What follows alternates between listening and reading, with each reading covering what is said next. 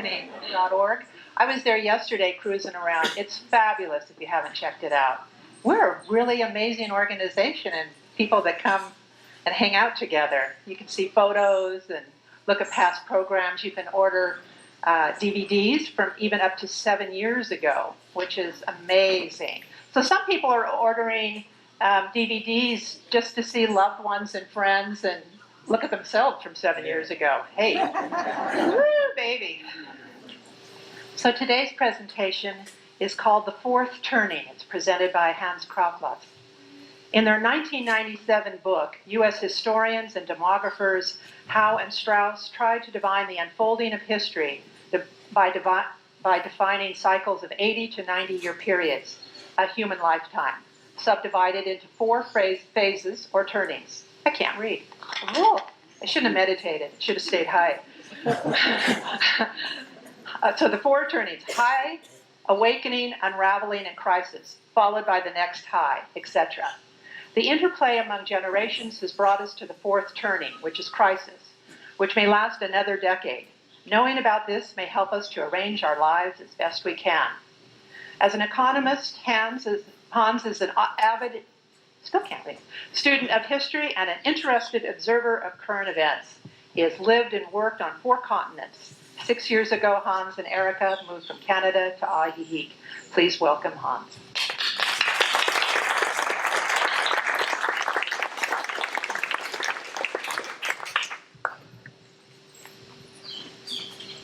I have to find the button first. Can you hear me? Yeah. Excellent. Good morning, everybody. Thank you, Kat, for the introduction. There you are. And so actually that already covers or summarizes what I'm going to talk about, okay? So anyway, let's talk about cycles, historical cycles, and a glimpse of what the future may hold. Predictions, especially about the future, are risky. But Neil Howe and Richard Strauss succeeded in predicting the drawn-out crisis the United States and many other countries find themselves in right now.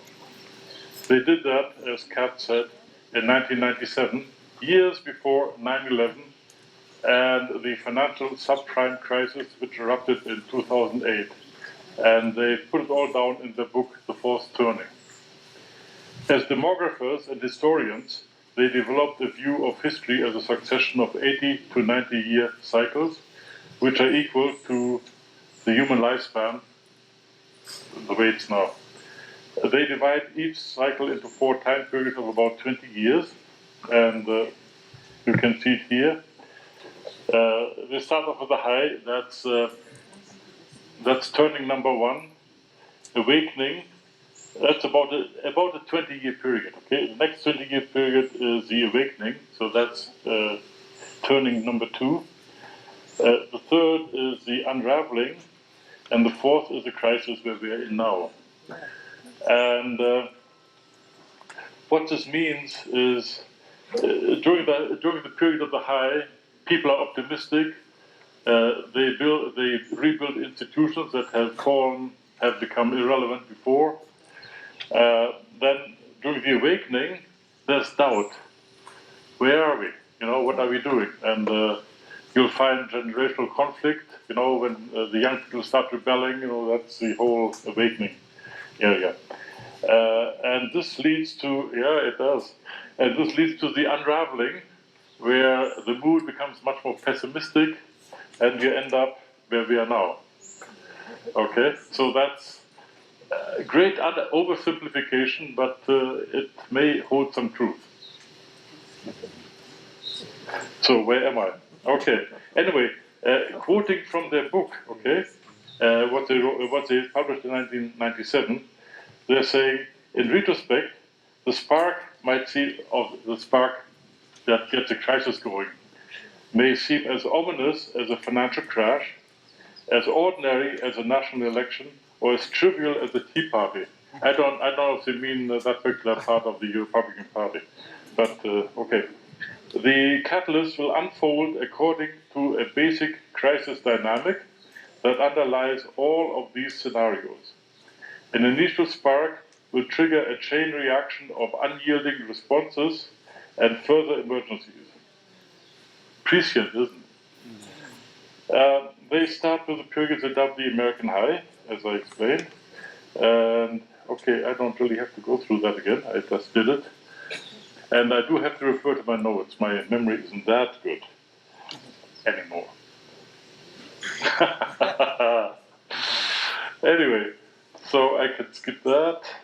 However, the authors, they offer not only doom and gloom, but also that once the crisis will have been mastered, and I say mastered, in perhaps a decade from now, we are just in about the middle of the crisis. It started by various dates with the subprime crisis of 2008, maybe a few years before, but we are where we are. And that better times will lie ahead. Another high, we hope. Okay. I will talk about the current crisis a bit later. I do have those 50 copies of a chart, which I will start putting on there in a minute. And please share, okay, because I only have 50 copies. That shows a time sequence of the cycle over the last 100 years.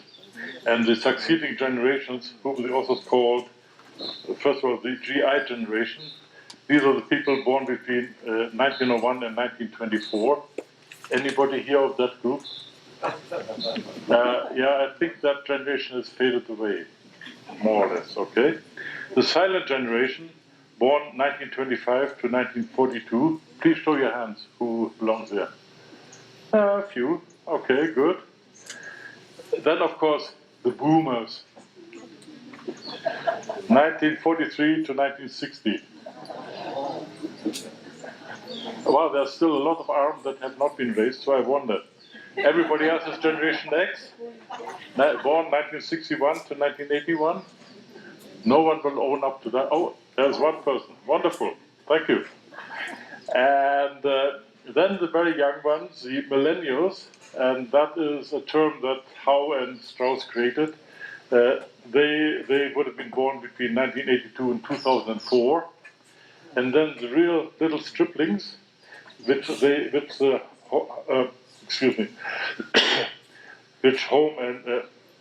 Howe and Strauss call the Homeland generation. This probably has a connection with the Homeland Security.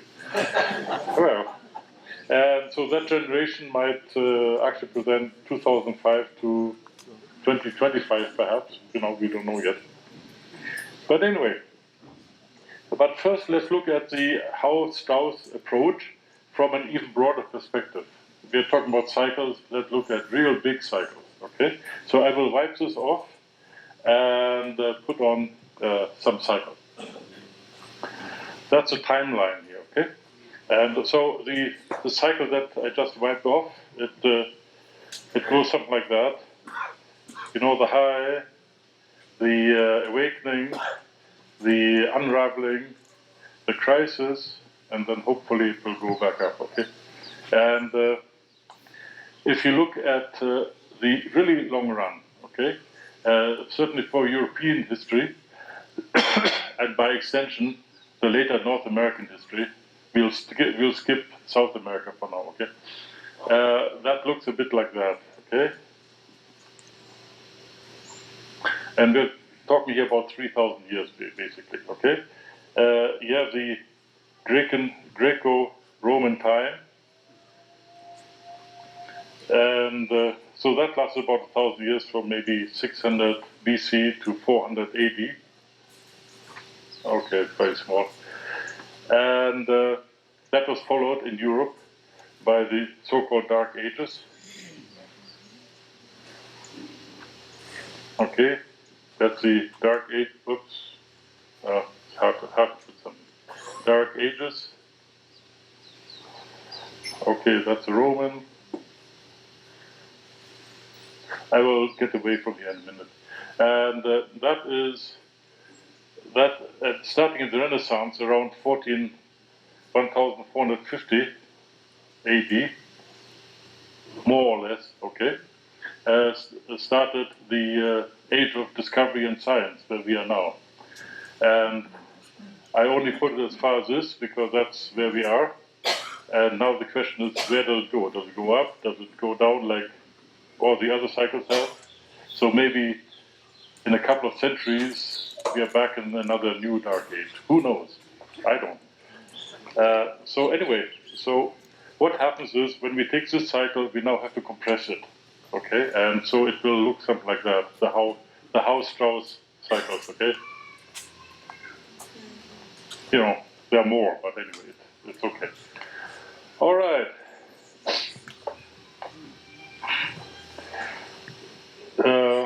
Yeah, okay, I said all that. Good. Now, the House-Strauss analysis deals really with the, yeah, that might help, as long as it doesn't fall down. Ooh. Yeah, that's a good idea. Thank you very much. Thanks. Specifically with the United States society. And the society is relatively transparent and more dramatic. So this is actually meant to talk to my fellow Canadians because they should not leave left out. Okay, so however, this framework may be relevant to other societies as well. The United States society provides an ideal laboratory for the thesis due to the size and power of the population, or U.S. population, as well as their relative insularity. This may seem strange to you because us expats, we have overcome the insularity, but the majority of the population likes to be at home. They are more comfortable there, whatever. After all, it was expats from insular Britain is an island, who founded the colonies which later became the United States. Also, events shaping these generational periods tend to be more dramatic than in Canada. While the United States fought a civil war to redefine itself, Canada ended the period of uncertainty by coming together in confederation in 1867. Okay, so it's much more subdued. The 2008 subprime crisis, which originated at Wall Street, if not on Wall Street, cost millions of US Americans their homes. In Canada, this imported crisis was much more subdued, I think. We can think of the United States as an island of North America in the wider world. There's no threat from its neighbors, Canada and Mexico. Mainland United States has not been invaded by ground forces since the British raid on Washington during the 1812 war. The only war on the mainland since was the self-inflicted Civil War, as I mentioned. There's a strong isolationist streak in the United States population, which is coming to the fore again in this presidential election. And you can think of a wall, stuff like that, Yep. Anyway. Anyway, size and power, including market power, is important as well. Let's take culture. Canada exports entertainers, that is people. The United States exports entertainment products, music, Hollywood movies, TV shows, and all the equipment that goes along with it. Canadian actors who found fame and fortune in the United States include William Shatner, Pam Anderson, Martin Short, Mary Pickford. I can name, well, I can, but the literature can name many more. Singers include Paul Anka, Celine Dion, Avril Lavigne, Justin Bieber. Okay, that's... Well, different generation, I tell you. Let's talk about mega trends. Okay, we can also look at human history as a record of how people, societies, deal with challenges posed by mega trends. Howe and Strauss argue that each generation tends to have a different approach based on their own experiences as young people. Some of the current challenges that we face are, first of all, demographics. We are good evidence here. Okay, aging societies in the industrial countries, on the one side, and unchecked population growth in most developing countries. And you can think of many examples. Even Mexico, which has been relatively moderate in that way. In 1989, the population of Mexico was 89 million, and today it's about 190 million. Of course, that does not include the couple of millions went north of the border. Okay, the second issue is digitalization and automation and what this may mean for jobs. It is noteworthy that much of this trend originated in the United States. The internet, the personal computer, Google, Facebook. Okay, a big issue, of course, is climate change, which is uprooting people. And we also have the issue of globalization and the negative reaction to it now, for example, in the US election. And on the foreign policy front, rise of China. We don't know how that will work out. I get the odd drop here, so China becomes something else here, but that's all right. And last but not least, the age-old conflict between the Islamic world and the Christian Occident. And I say Occident, I don't say just Europe, because it also includes the Americas and so on. And it also includes Russia, to name just a few. And interesting. And this conflict between the Islamic world and the Christian world has been going on for 1,500 years almost. And sometimes, like the occupation of Spain, the Muslims were on top, and then many other times the Christians were on top. And right now, you don't quite know. Okay, let's get back to this cycle that I wiped off the map there. The first turning, as I said, is a high. In this period, institutions are strong and individualism is weak. People work together and the sense of community is strong, but spiritual depth and diversity are... The most recent first turning we experienced was Superpower America, the post-war boom of 1943 to 1960. The second turning is the awakening. Children who grew up during the high are now becoming young adults, and they feel disenchanted with what they see as a superficial and oppressive system. They rebel against the government, against institutions, and against their parents. Yeah? And fight for individual expression and freedom from control. The most recent awakening was the consciousness revolution of the early 60s to 1980, or thereabouts. The third turning is the unraveling. Due to the efforts of the young adults during the awakening period, institutions are now weak and individualism is high. Every man for himself is a motto. Individual identity is strong, but cultural identity and a sense of community are weak. The most recent third turning was the culture wars. Democrats against Republicans, okay, from 1982 to 2004.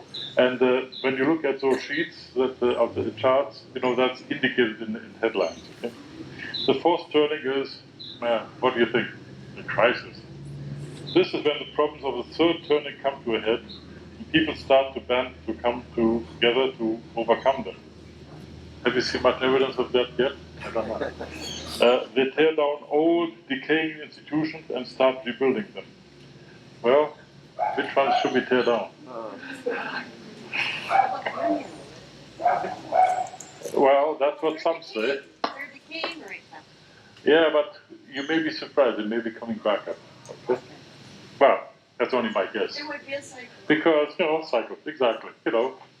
Everybody has a time in the sun and all that. This leads to the high of the next turning, the first turning. The most recent first turning was the Great Depression and World War II together. And the years they use is 1925. I know Black Friday was in 1929, but anyway, to 1942. And at that time, the Allies could see that the tide was turning. Okay, what do I know? And before that, it was the Civil War. And again, the dates they show there is 1843, gliding into the crisis, and with the Civil War, and then ended 1865.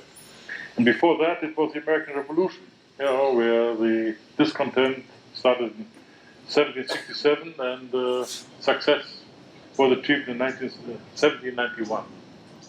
That was a crisis period. Is that big enough? Okay. Followed by the high, followed by the awakening. It's almost mechanistic, but actually it's more biology. Just like the climate seasons are a result of planetary forces, and the seasons, spring, summer, fall, and so on, vary a little bit in length and intensity, but the point is they are there, and the same thing with the social forces that are producing these various stages. Okay, okay, unraveling. Oh yes, that's a crisis again, and then there will be a high, hopefully. Okay, okay, that will do for now.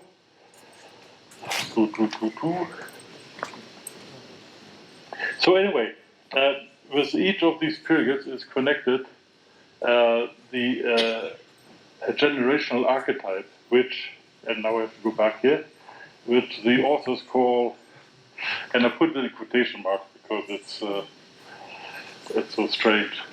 The first one we'll talk about the hero, followed by the artist. There are only 4, so it's not too bad. Followed by the prophet. Gee.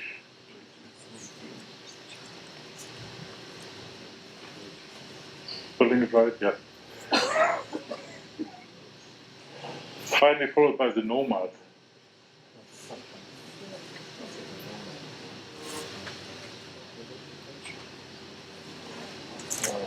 Okay.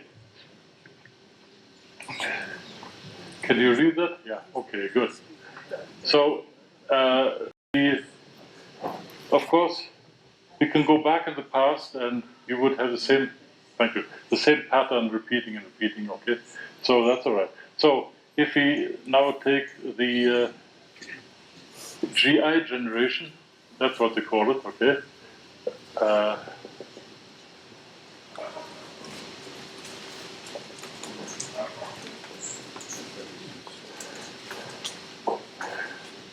Okay, that's the GI generation.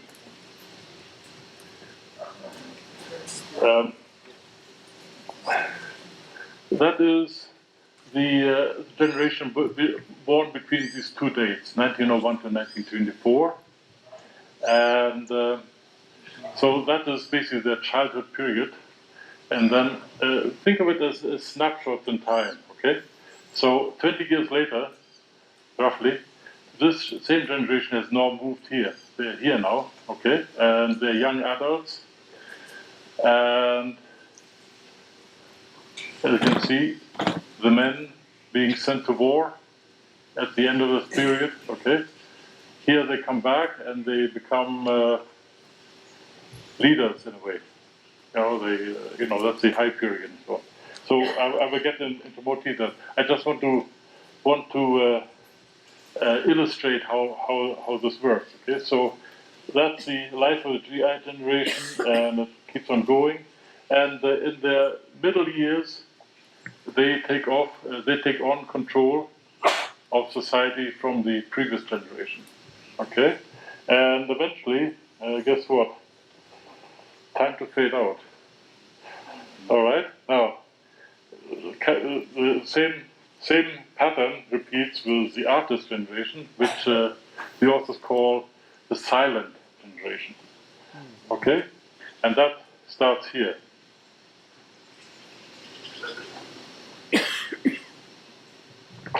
Okay, and it's the same pattern.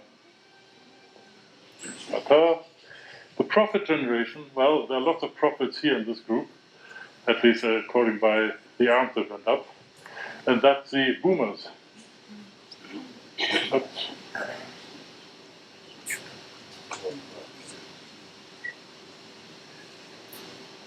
And unfortunately, it's fading out time somewhere around here. Well, you know. And then we have the nomads, which is Generation X. And they still have a lot of life left in them. So that's good. So that's the basic pattern. All right? Oh, yes, I better think of the time. Okay, let me hurry up. So, the hero archetype, oh, yes, I shouldn't forget these. The next hero are the millennials.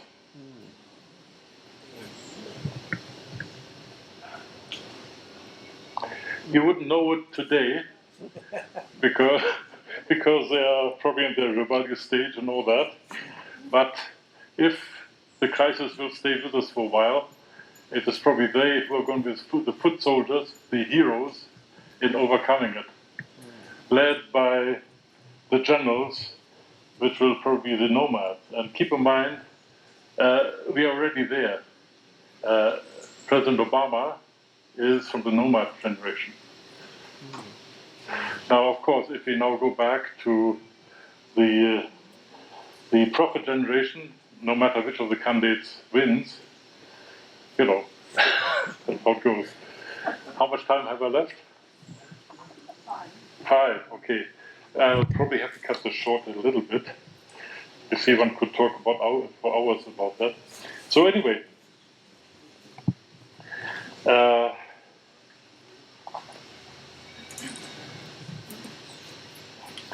basically, you know, these two crises we were talking about, the Great Depression and the financial crisis of 2008, they're also homemade in the U.S. Okay, and basically, excuse me if I say so, and don't take it personally. It's the Generation X's, those in power and so on, who have been the cause of it. And the way people say it, the crisis stemmed mainly from the individualist anti-regulation policies enacted by the boomers in the 1980s when they came into power, and that has continued today. The fractured infighting of liberals versus conservatives is very typical of the prophet generation. And so that is the 2008 crisis. In the previous crisis, the Great Depression, it was the over-speculation of the previous prophet generation.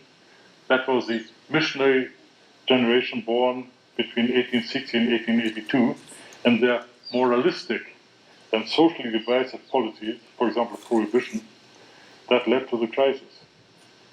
So, you know, the periods, the periods are not always the same. I mean, but there's a lot of similarities, especially about the causes. And so the last topic I want to talk about is now that we are in the crisis, what are some of the characteristics? Okay, and so one thing that's fairly certain is that government will be strengthened, it will grow, it will be more intrusive. We can expect to see stronger government no matter who wins the election. Next page. This goes along with introverted foreign policy.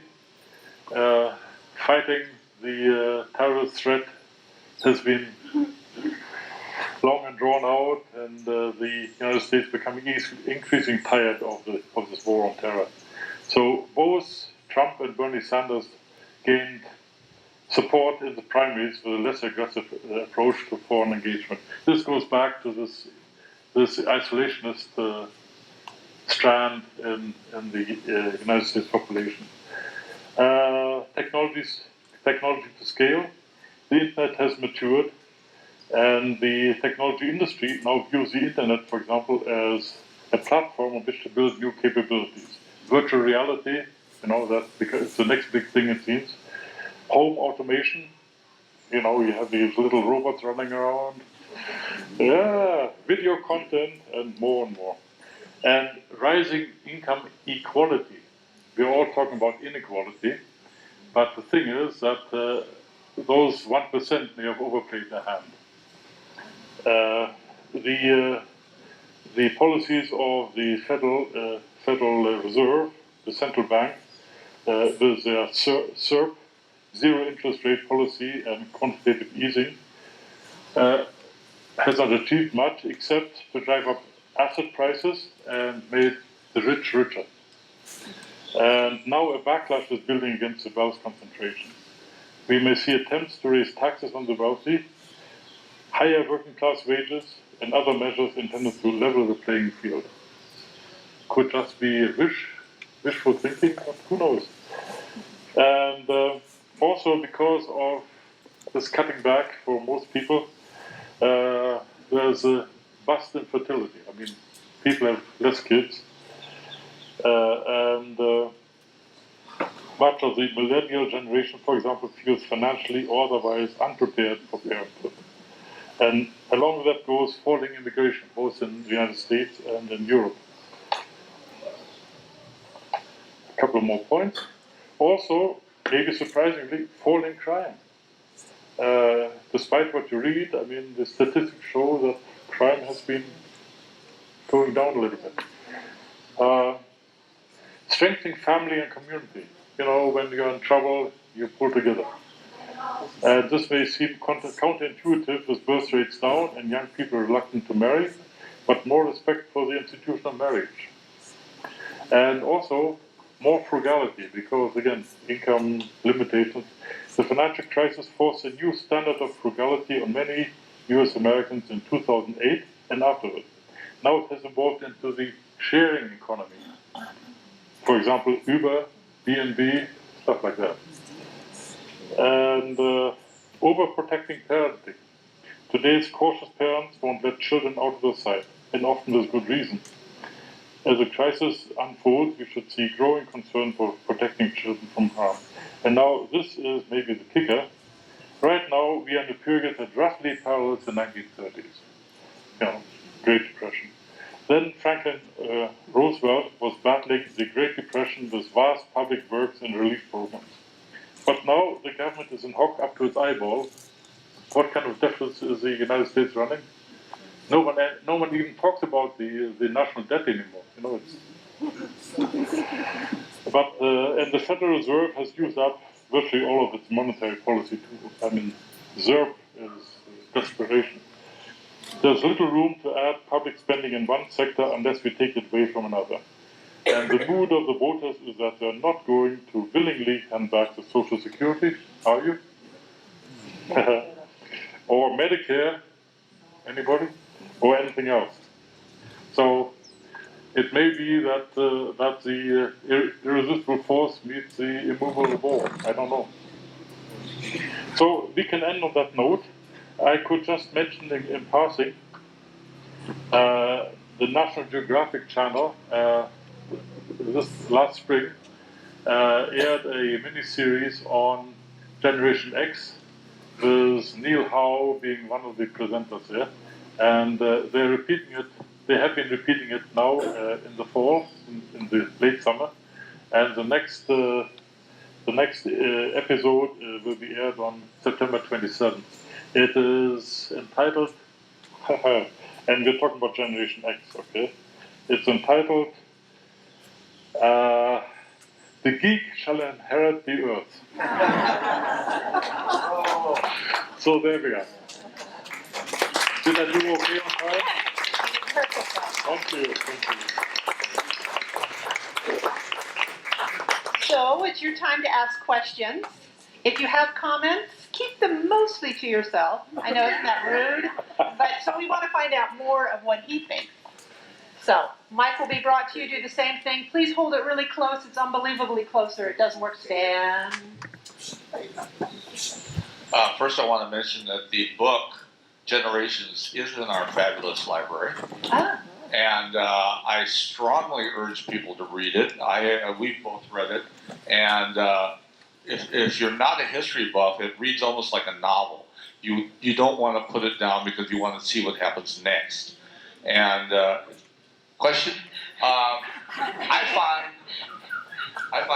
was surprised. I'm part of the artist generation because I'm an artist, and all the great musicians of the 60s and 70s were of my generation. Well, that's a good comment. At least now we have some artists. I didn't talk very much about culture, I must admit. Okay, over here. Perhaps a brief explanation of the archetypes, like their characteristics. Ah, yes. Because of time, I didn't get around to it, so I better get back to that. You know, it's and it may be a somewhat longer explanation. Just touch on it. Yeah, so who's the right. hero? Right. Okay.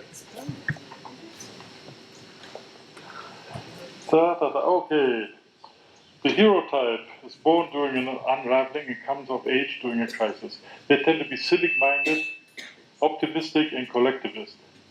And we talked about the generation themselves, including the millennials. The artist archetype is born during a crisis and comes of age during a high. They tend to be well-socialized, conformist, and process-oriented. Are we that? Oh, maybe. Basically, they tend to work hard and do what is expected of them. And again, you have the prophet archetype is born during a high and comes of age during an awakening. They have no memory of the crisis period that led to the high. They tend to be idealistic, moralistic, we touched on prohibition and stuff like that, and socially fractured. The current incarnation is the baby boomers. The nomad archetype is born during an awakening and comes of age during a crisis. They were generally left alone and ignored during their childhood and don't have any memories of a high period when everybody got along. They tend to be alienated, survivalist, and pragmatic. And actually, I should add the millennials, which are the hero type. They're different from the last hero type because of technological advance, I must say advance. So they are familiar with technology, the internet, with all these things. Part of it has also been that they are much more conscious of things that are happening right now because of the technology. Take, for example, 9/11, okay? In an earlier situation where you got crisis like Pearl Harbor, you know, you read it in the newspaper, you hear something about on the radio. Here they could see even in real time when the planes were flying into the towers, okay? And that has made them much more fearful, and they don't believe what politicians and everybody else tell them, so they are very disillusioned. In fact, it's a bit like Generation X, except even stronger. So we don't know yet where the optimistic part will come from. We'll have to see. Thank you. Yeah, that was good. That filled in some of the pieces. Oh, there's somebody else? Yes. Yeah? Yeah. Okay. The question about the new hero generation or the millennials, before it was defined as the GI and they would fight the wars at the beginning of the last century. The hero, would you agree that a hero can also be a non-fighting hero in terms of making social revolutions like Occupy Wall Street, that kind of stuff? Yes, indeed. Yes. Well, the awakening period is one of doubt. You know, where are we? And the crisis period is one of resolution. We got to do something. So yes, it takes maybe a hero to get through it. In the far back. Yeah. I look at this chart and it seems to be very US-centric, It is. white-centric, male-centric, because I would doubt that any African-American would describe the period in the 50s as an American You're high. absolutely correct. What about other countries too? Other countries, well, in principle, this generational change based on human lifetimes should apply there too, and maybe it does. But for example, if you have smaller countries, let's say in Europe or even Canada, they're being buffeted from events from the outside, whereas the United States, as I said, is much more insular. So far, most of the time they have been able to be isolationists, and whatever crisis they produce are homemade. But I should also have mentioned that the authors have been generalizing very much. It can't be helped, and also aimed at the mainstream of the generation. You're right. I mean, they are not giving full weight to the minorities and so on. So things are not perfect, but it's maybe a bit of a help. I don't expect perfection either, but my question has to do you see individuals going through these same four these cycles? Because I'm wondering how interesting it would be to see each of us in those four stages and do our life cycle as well. Well, let's put it this way. In each generation, there's such a variety of individuals. There's individual characteristics.